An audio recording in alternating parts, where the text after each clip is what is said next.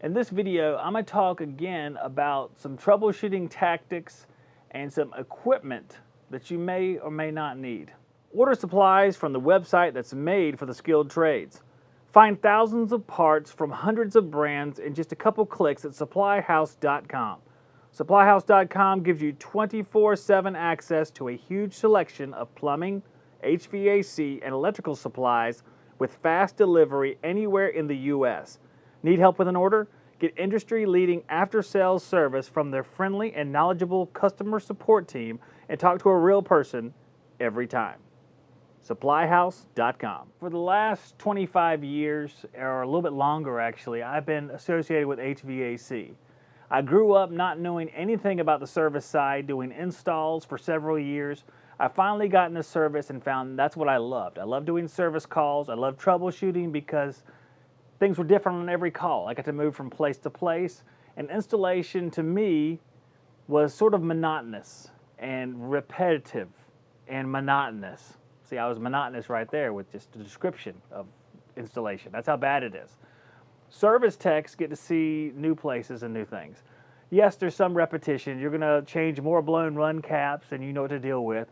There's going to be the same blower motors over and over again.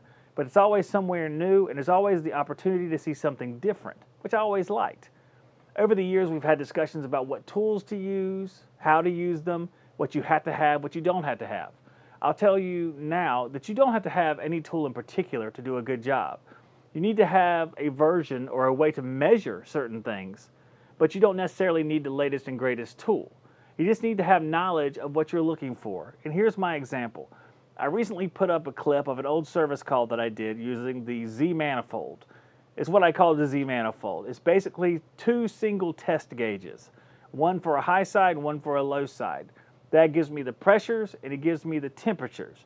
And it's very important to know that the temperatures are just as important or more important sometimes than the pressures, because that tells you where your coil is at as far as temperature, and it tells you what kind of delta you're looking at to make sure, and I'm not talking about delta T like your return air to supply air. I'm talking about your deltas over ambient for the condensers and your delta for the evaporator between the return air and the evaporator temperature. These gauges will give you that information. You need to know how to interpret it and use it, but those gauges will have that information. You won't have your information as far as line temperature unless you get a thermometer, which you need to have anyway. You need to have a way to measure the lines. The good thing about modern tools is they can put it right there on the screen for you and do some of the calculations for you. I've always said you need to know how to do it, and I still stand behind that. But for guys that are just getting in, don't have much money, you can get the same readings. You're just going to have to do some of the work by yourself. It is a good building block to becoming a better technician. Now, I think you should use whatever tools and whatever technology you can afford. So if you can afford something nicer, it's going to make your life a lot easier. But you still need to take the time to look at the bits and pieces. Not just look and see what the machine says.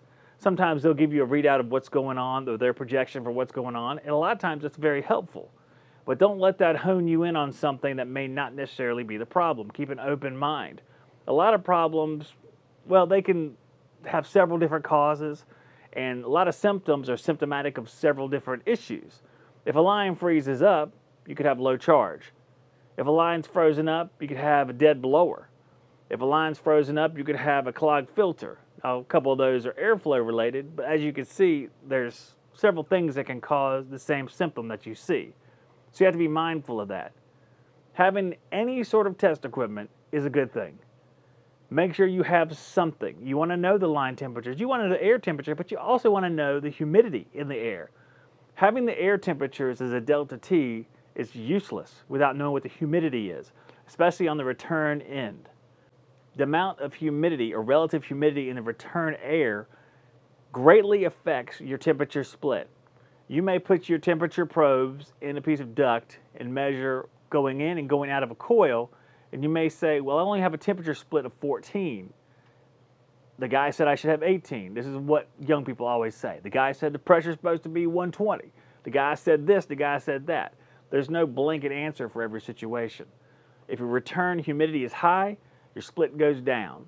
You have to know what the correlation between humidity and split and a whole bunch of other stuff. If it's cold outside, your suction temperature may be lower if you're running a heat pump and heating. If it's cold inside, you're going to have the same symptom. You're going to have a low pressure. But pressure correlates to temperature. Temperature comes down, pressure comes down. Temperature goes up, pressure goes up. If it's 85 inside, your suction pressure may be significantly higher than the same system, same charge, same airflow when it's 65 inside. It'll look different. Doesn't necessarily mean there's an issue. My parting word for this video is going to be stability. Whatever you do testing a system, make sure it runs for a while first. After it runs for 2 minutes, it is not necessarily in steady state. It may need 10 or 15 minutes or even longer to reach that steady state where you can actually make these measurements. If you take a measurement too hastily, you may think something is wrong when nothing's wrong. Old piston systems that I work on could take a significant amount of time. And if you made a measurement about a minute or 2 minutes into the cycle, it looks like it's running very low on charge. It takes a long time for the suction pressure to come back up. So you don't want to be hasty. You want to give it that time period. Wait 10, 15 minutes. Make sure you're not fluctuating around or the suction pressure is still rising up steadily. It should plateau out. It might change as the cycle goes, but it should stay plateaued out for the most part for the remainder of the cycle. I hope this helps you guys. Talk to you again soon, and God bless each and every one of you. Save 8% off your order at TruTechTools.com by using the Shop Talk discount code.